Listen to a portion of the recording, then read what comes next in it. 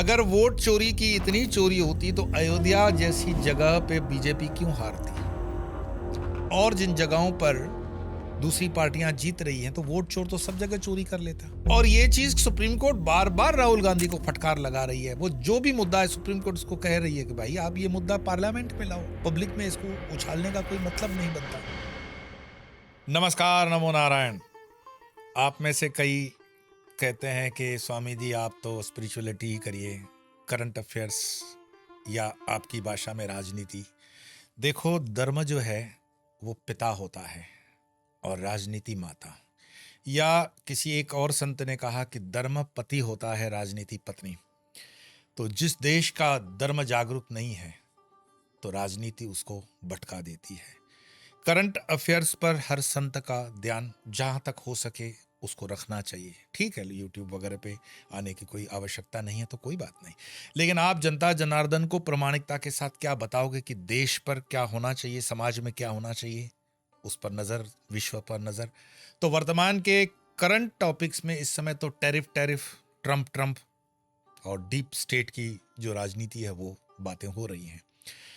आज जिस विषय को लेकर के हम बात कर रहे हैं, जैसे कि आपने थंबनेल में देखा, Modi Yogi India on target है। तो इंडिया टारगेट पे क्यों है? लॉजिकली इसको समझ लो। इंडिया को टारगेट क्यों किया जा रहा है अमेरिका के द्वारा, उसका क्या कारण है? पिछले दिनों गूगल करके देख लेना कि आरबीआई के गवर्नर ने कहा कि बहुत जल्दी भारत विश्व की तीसरी आर्थिक सत्ता होने जा रहा है। यह आरबीआई के गवर्नर का बयान है। तो चाइना इन दिनों हमारे साथ गले क्यों मिल रहे हैं? रीजन ये है कि चाइना नंबर 1 पे है। तो जो दौड़ में दौड़ते हैं उसको डर किससे लगता है? अपने पीछे वाले से। तो चाइना के पीछे 2 नंबर पे इस समय है यूएसए, और यूएसए के पीछे जो बड़ी तेजी से आ रहा है वो है तीसरे नंबर पर भारत। और उसको ये डर है कि बहुत जल्दी उनकी नीतियों के गलत हो जाने के कारण भारत दूसरे नंबर पे भी जाने की जल्दी में है, तो उसको रोकना चाहिए। इसीलिए अमेरिका अगर चाइना को रोक ले तो वो 1 नंबर ही हो जाएगा, जो कि संभव नहीं है। तो वो क्या कर रहा है? तीसरे नंबर पे चल रही अर्थव्यवस्था को रोके ताकि वो दूसरे नंबर को कम से कम मेंटेन कर ले। बाकी ट्रंप, कभी कभी मैं जिसको कहता हूं कि विधि है, विधान है और विधाता है। तो विधि ने ट्रंप को, आपको अगर याद हो कि ट्रंप ने कहा था कि परमात्मा ने मुझे बचाया है, वो गोली से बच गया था, तो उसमें कोई विशेष कारण होगा। बिल्कुल।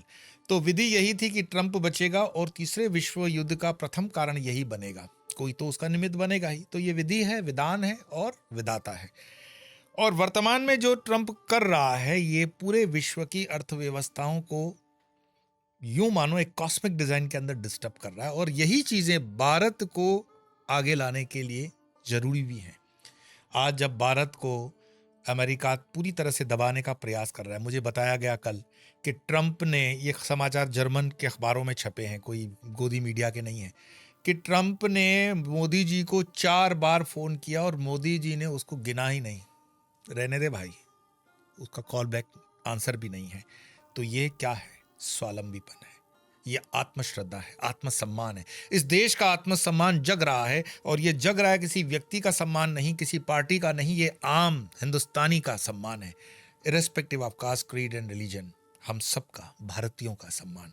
तो गर्व से हमें होना चाहिए कि हम भारतीय हैं। आप सब लोगों के अनुरोध पर पहली बार एक वेबिनार के माध्यम से हम जुड़ेंगे 7 सितंबर रविवार शाम 4 बजे से 7 बजे तक। इस वेबिनार के अंदर जो हम आपको 3 घंटे में देने जा रहे हैं वो सारी प्रैक्टिकल टेक्निक्स होंगी, मेडिटेशन से लेकर के नित्य आपके दैनिक पूजा।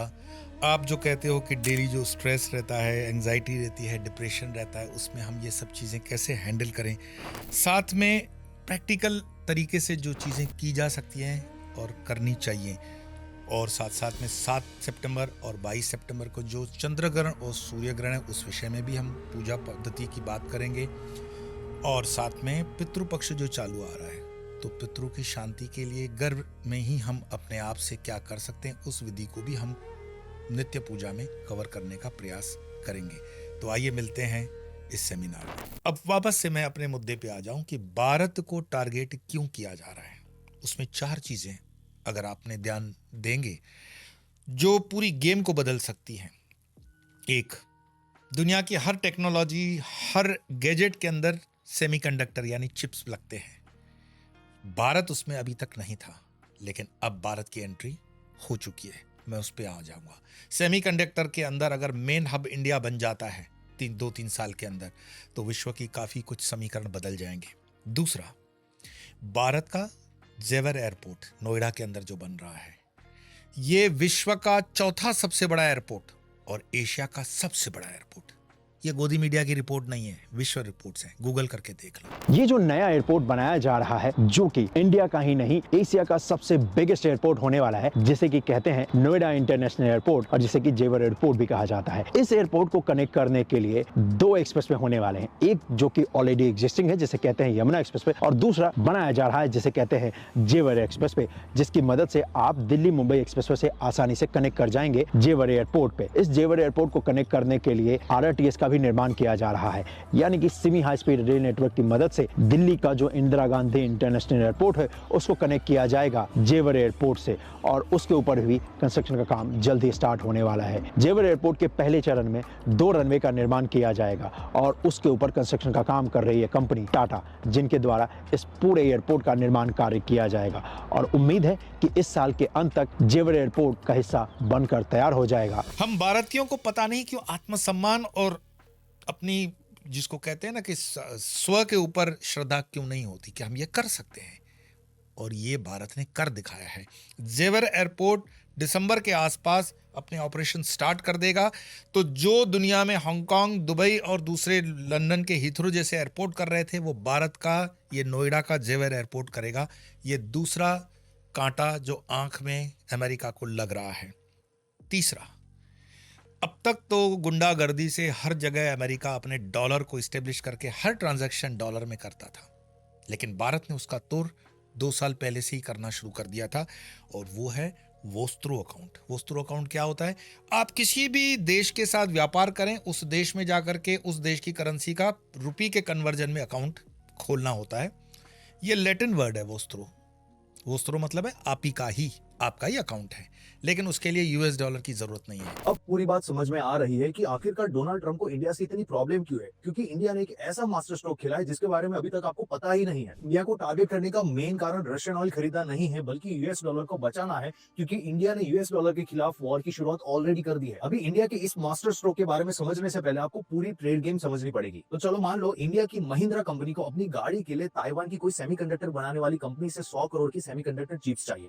अभी वो जो सेमीकंडक्टर चिप्स इंडिया में आएगी उसका पेमेंट भी महिंद्रा कंपनी को करवाना पड़ेगा। सो पहले महिंद्रा कंपनी के पास 2 ऑप्शन होते थे ताइवान की उस कंपनी को पेमेंट पहुंचाने के लिए। तो सबसे पहला ऑप्शन था कॉमन सेटलमेंट करेंसी, जिसमें सबसे पहले तो महिंद्रा को उन 100 करोड़ INR को US डॉलर में कन्वर्ट करवाना पड़ता था। उसके बाद उन US डॉलर को महिंद्रा को अपनी बैंक में डिपॉजिट कराना पड़ता था। उसके बाद वो बैंक ताइवान की किसी बैंक में उस US डॉलर को ट्रांसफर करती, फिर ताइवान की बैंक उस US डॉलर को वहां की लोकल करेंसी में कन्वर्ट करके वहां का जो भी वेंडर था उसे वो पैसा दे देते। एंड दूसरा ऑप्शन था स्विफ्ट नेटवर्क का, जिसमें इंडियन बैंक अपना अकाउंट ताइवान की किसी बैंक में ओपन करती, जिसे नॉस्ट्रो अकाउंट बोला जाता था। एंड इसमें महिंद्रा जो थी वो सबसे पहले इंडियन बैंक में अपना पैसा जमा करवाती, इंडियन बैंक उसे US डॉलर में कन्वर्ट करके वहां का जो नॉस्ट्रो अकाउंट है वहां पे डिपॉजिट करवाती, एंड फिर वहां से नॉस्ट्रो अकाउंट से जो पैसा होता था वो वहां के सेमीकंडक्टर चिप के वेंडर को मिल जाता था। अभी ये दोनों पेमेंट के प्रोसेस में हमारी डिपेंडेंसी सबसे ज्यादा US डॉलर पर रहती थी। ये प्रोसेस काफी ज्यादा लेंथी रहता था, इसमें काफी सारे मीडिएटर्स होते थे, जिसकी वजह से काफी ज्यादा टाइम लगता था। अगर इंडिया यहाँ से कोई भी पेमेंट प्रोसेस करता तो वहां पे पार्टी को मिलने में, दूसरी कंट्री में जो वेंडर रहता था उसको पैसे मिलने में 6 से 10 हफ्ते लगते थे, एंड इसमें ट्रांसफर फीस भी काफी ज्यादा लगती थी। लेकिन फाइनली 2022 में RBI ने स्पेशल रूपी वोस्ट्रो अकाउंट को अनाउंस किया, एंड यहाँ से पूरी गेम पलट गई। वोस्ट्रो अकाउंट सिस्टम मतलब कि दुनिया के बाकी देशों की जो बैंक्स है वो अब इंडियन बैंक्स में अपना अकाउंट ओपन करेंगी, जिसमें बैलेंस इंडियन रूपी में मेंटेन किया जाएगा। मतलब कि अब महिंद्रा को ताइवान की उस सेमीकंडक्टर चिप वाली कंपनी को जो 100 करोड़ रुपए चुकाने हैं, उन पैसों को ताइवान का जो इंडिया में वोस्ट्रो अकाउंट है उसमें ही पे करने हैं, एंड वहां पे जो ताइवान बैंक है वो लोकल करेंसी में वहां के वेंडर को पैसे चुका देगी। मतलब कि अभी सभी ट्रांजैक्शंस इंडियन रूपी में होंगे, हमारी जो डॉलर पर डिपेंडेंसी थी वो काफी हद तक कम हो जाएगी, एंड यूएसए जो इंडिया पर इन नेटवर्क्स के द्वारा सैंक्शंस लगाता था वो सारे सैंक्शंस अब बाईपास हो जाएंगे। एंड पहले जहां पर पेमेंट कंप्लीट होने में 6 से 10 हफ्ते लगते थे, वही पेमेंट अब 24 घंटे में कंप्लीट हो सकता है। एंड अभी तक 30 से भी ज्यादा देशों ने वोस्ट्रो अकाउंट्स को एक्सेप्ट कर लिया। इसमें दुनिया के 30 देश भारत के साथ आ चुके हैं, 30, जिसमें मुख्य यूके, मतलब अब यूके भारत के रुपये में डील कर रहा है, रशिया रूबल रूपी डील हो रही है, दुबई दिरहम रुपए की डील हो रही है। ऐसे करते करते 30 देशों ने वोस्त्रो अकाउंट के अंदर भारत से व्यापार करना शुरू किया है। तो 60 बिलियन का अगर हम एक्सपोर्ट करते भी हैं अमेरिका में और उस पर 50% टैरिफ है, 100% टैरिफ है, लगा ले भाई, हमारी इकोनॉमी 60 बिलियन की नहीं है, उससे कई गुना ज़्यादा है। तो वोस्त्रो अकाउंट के माध्यम से 30 देश बाहर आए हैं। ये एक्सपेरिमेंट सक्सेसफुल रहा है, काम कर रहा है और आने वाले दिनों के अंदर दूसरे देशों को भी प्रेरणा मिल रही है और इससे कहीं ना कहीं ब्रिक्स की करेंसी बनने की और आप देख रहे हो चीज़ें होती जा रही है। ब्रिक्स की करेंसी तो जब बने तब बने, लेकिन वोस्त्रो अकाउंट से डॉलर की कमर टूट रही है। ये चीज़ भी अमेरिका को खींच रही है, इसीलिए इंडिया इज ऑन टारगेट। अब भारत का जो एक भव्य इतिहास है, हम कोई 500 साल से नंगे पुंगे होकर के अभी देश नहीं बनाया, हमको किसी वास्को डी गामा ने खोजा नहीं है, हम थे। और भारतीय संस्कृति हजारों वर्षों की संस्कृति प्रामाणिकता के साथ है, तो उसका हमें गर्व हो। ये बात है कि राजनीति अपनी जगह पे होती है, राजनीति अपनी जगह पे होनी भी चाहिए, लेकिन जो राजनीति राष्ट्र के निर्माण में या राष्ट्र के कंस्ट्रक्टिव थियरी के अंदर काम ना करे, वो राजनीति ना होकर के दूसरा नाम उसको दे देना चाहिए। मैं कहता हूं कि लोकशाही के अंदर अपोजिशन का बहुत बड़ा महत्व होता है, होना चाहिए। आप में से किसी ने कहा कि कमेंट करिए ना कि ये जो वोट के ऊपर चल रहा है उसके ऊपर, अरे भाई कहीं तो आप श्रद्धा रखोगे। अगर वोट चोरी की इतनी चोरी होती तो अयोध्या जैसी जगह पे बीजेपी क्यों हारती? और जिन जगहों पर दूसरी पार्टियां जीत रही हैं तो वोट चोर तो सब जगह चोरी कर लेता। थोड़ा सा बुद्धि लगाओ, थोड़ा सा उस भ्रम से बाहर आ जाओ। और ये चीज सुप्रीम कोर्ट बार बार राहुल गांधी को फटकार लगा रही है। वो जो भी मुद्दा है सुप्रीम कोर्ट उसको कह रही है कि भाई आप ये मुद्दा पार्लियामेंट में लाओ, पब्लिक में इसको उछालने का कोई मतलब नहीं बनता। लेकिन डीप स्टेट की थियरी शायद वो नहीं समझ पा रहे हैं कि भारतीय जनमानस के मन में जब संस्थाओं के प्रति संशय पैदा कर दिया जाएगा तो उनका अपनी स्थिर सरकार के प्रति भी डाउट आ जाएगा। तो भारत के विरोधी कई ताकतें हैं, ये सब मिल करके सरकार और जो संस्था है उसको अटैक शुरू कर देता है कि जन विश्वास खत्म हो जाए देश के प्रति, देश के संस्थाएं के प्रति। जुडिशरी को कमजोर करने के लिए लोगों ने बार बार बोला है कि इंडियन जुडिशरी बिक चुका है। फिर ये कहते हैं कि इलेक्शन कमीशन बिक चुके हैं। फिर बोलते हैं कि सरकार चोरी करके सरकार बनाया है। तो ये जब देश को कमजोर करने के लिए कोई योजना बनाते हैं, कोई षड्यंत्र रचाते हैं, तो देश का जो सरकार का क्रेडिबिलिटी, देश में जितना इंस्टीट्यूशन है उसका क्रेडिबिलिटी को जब आप अटैक करते हैं तो फिर आंदोलन खड़ा होता है। तो इस तरीके का ये मानसिकता, इससे देश की जो इकोनॉमी है वो डीरेल होने की संभावनाएं हैं। और जैसे कि मैं हर बार कह चुका हूँ, 1000 दिन तो ठीक है, ये नक्षत्रों और ज्योतिष के आधार पर हैं, स्ट्रगलिंग है, लेकिन उसमें कर्म के आधार पर हम काफ़ी कुछ बदल सकते हैं। कर्म के आधार पर क्या नहीं बदल सकते हैं? यहाँ तक बदल सकते हैं कि कुछ चीज़ जो अभी मैं अंतिम 6वीं चीज़ आपको बताने जा रहा हूँ, राजनीति का एक्सपेरिमेंट। बंगाल के पॉलिटिकल, जिसको नाडिया जिले के अंदर एक सहकारी समिति के अंदर, क्या आप कल्पना कर सकते हो, भाजपा, कांग्रेस और कम्युनिस्ट इकट्ठा हो गए ममता दीदी के टीएमसी के खिलाफ और काफी सीटें जीत ली सहकारी समिति की। क्या आप सोच सकते हैं कि देश की सबसे बड़ी 2 राजनीतिक पार्टियां यानी बीजेपी और कांग्रेस कभी हाथ मिला सकती हैं? आपका जवाब होगा बिल्कुल नहीं। लेकिन बंगाल में कुछ ऐसा ही हुआ है। बीजेपी, कांग्रेस और लेफ्ट, ये तीनों दल एक साथ आ गए और तृणमूल कांग्रेस के खिलाफ गठबंधन बनाया, चुनाव लड़ा और जीत भी लिया। बंगाल में ममता बनर्जी की पार्टी के खिलाफ एक चुनाव के दौरान 3 विपक्षी पार्टियों ने महागठबंधन बना लिया। राजनीति में कुछ भी संभव है। मैं हमेशा कहता हूं, no one is permanent friend, no one is permanent enemy. न परमानेंट दोस्ती होती है, न परमानेंट दुश्मनी। सोचो, कांग्रेस, कम्युनिस्ट और भाजपा एक साथ मिलकर के चुनाव लड़ रहे हैं। ये पहली बार नहीं हुआ है। एक बार पहले भी मैंने कहा था कि ये केरल में भी एक्सपेरिमेंट हो चुका था। तो संभावनाएं बने कि आने वाले दिनों के अंदर 2027 में, जैसे मैं देख रहा हूं कि ऐसा भारत के अंदर माहौल बनता है कि अगर आर्मी उतरे और नेशनल गवर्नमेंट बनाने की नौबत आ जाए तो हो सकता है अरेंजमेंट के अंदर भाजपा और कांग्रेस एक ही प्लेटफॉर्म पे आपको दिखे, साथ में कम्युनिस्ट भी बैठे हुए हैं। सो इन चीज़ों को डिनाई नहीं कर सकते। कई चीज़ें काल के गाल में हैं, और काल के गाल में जिसको हम ज्योतिष कहते हैं, ज्योतिष पे मुझे याद आया कि आप लोगों के सारी जिज्ञासाएं और सारी जो इंक्वायरी है वो वेबसाइट पे हमारे www.swamiyopar.com पे अपडेट कर दी जाती है, और दीक्षा वगैरह की भी जो तारीखें हैं उस पर ही पहले बता दी जाती हैं।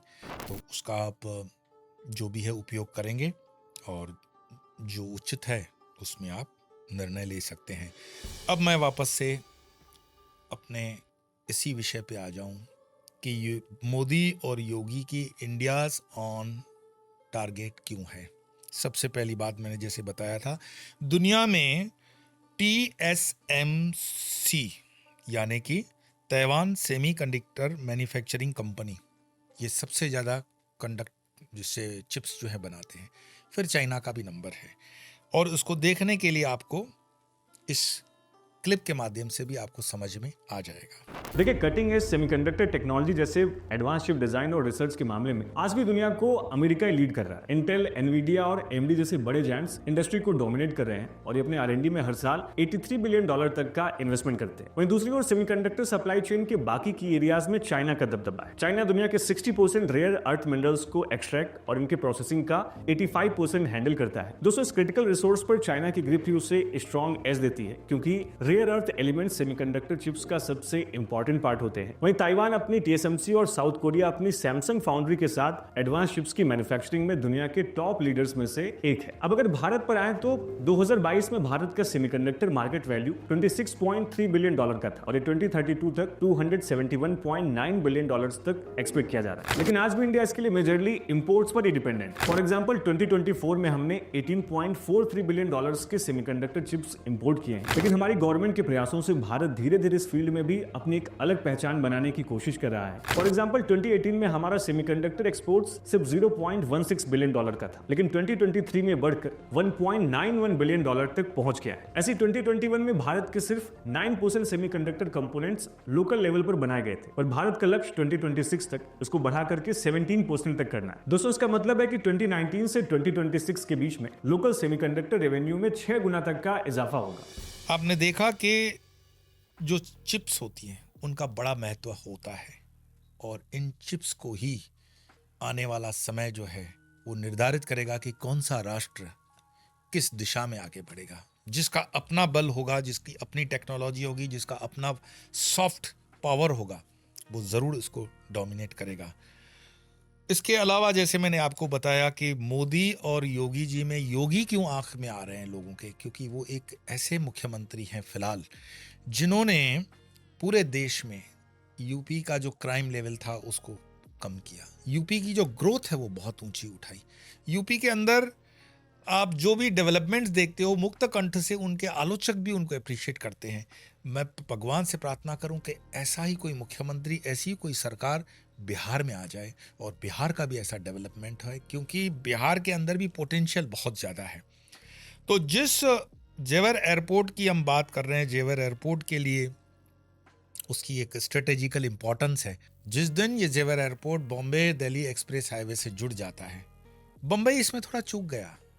पता है क्यों?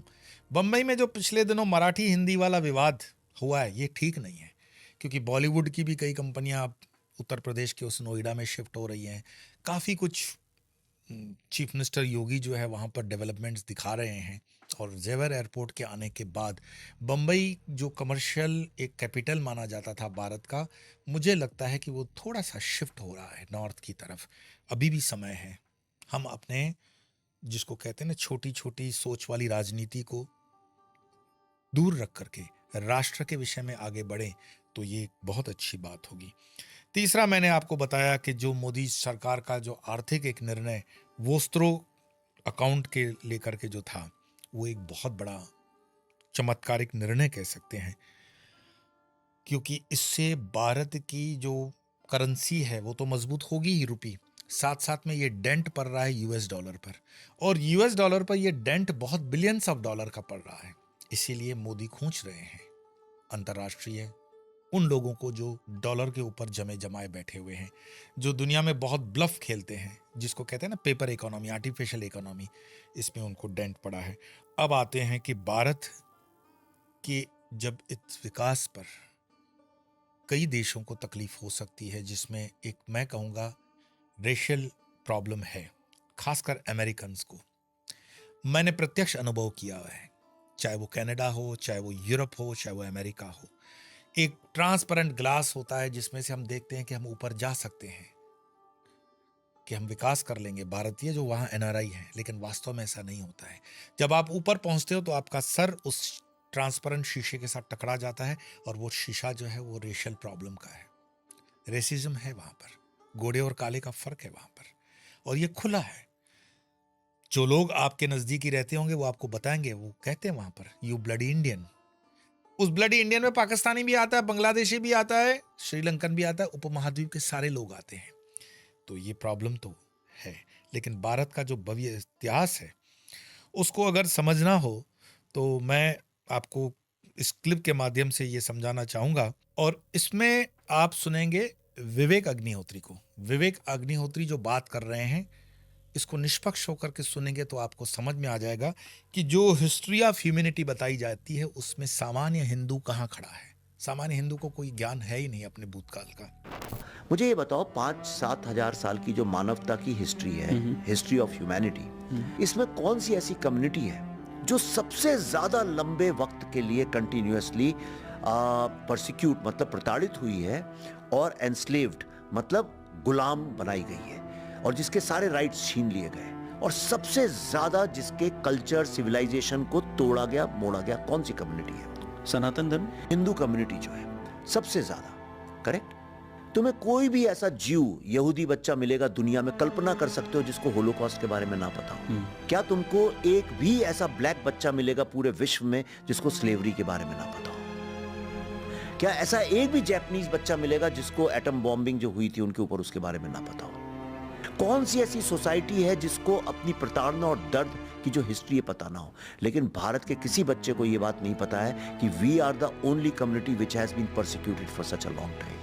और फाइनल जो मैंने कहा, राजनीति के चमत्कार, राजनीति के चमत्कार कभी भी हो सकते हैं, और ये चमत्कार का प्रमाण ये है जो मैं आपको क्लिप के माध्यम से दिखाना चाहूंगा, जो बंगाल के नाडिया जिले के सहकारी चुनाव में हुआ है। कांग्रेस, बीजेपी और कम्युनिस्ट पार्टी एक साथ आकर के टीएमसी को हराने के लिए आपस में हाथ मिलाते हैं, और टीएमसी उसमें काफी कुछ हार जाती है। ये एक्सपेरिमेंट बड़े स्केल पे होने में भी कोई रुकावट नहीं हो सकता है, और ये राष्ट्र के हित में बैठेगा, क्योंकि अपोजिशन अगर कहती है कि हमें काम नहीं करना मिलता यहाँ पर, या अपोजिशन के जो प्रॉब्लम्स हैं, तो आप ऐसा करो, सरकार में ही बैठ करके काम करो, कम से कम देश का विकास हो, कम से कम इस देश में जो आम आदमी रोज की जिंदगी की जो जिद्दोजहद में है, रोटी कपड़ा मकान शिक्षा स्वास्थ्य, इससे थोड़ा सा ऊपर आ जाए। यही तो राजनीति का शोभा है, और यही राजनीति का वास्तव में जो कंस्ट्रक्टिव फेस है। मुझे उम्मीद है कि मोदी और योगी के इंडिया ऑन टारगेट जो दुश्मन ले रहे हैं, हम सब मिलकर जब सारे भारतीय, सारे सनातनी इसको सपोर्ट करते हैं, तो इस फेज से भी हम बाहर आ जाएंगे। बहुत ढेर सारी शुभकामनाएं और प्रार्थनाओं के साथ आज इतना ही, फिर मिलेंगे, तब तक के लिए नमो नारायण।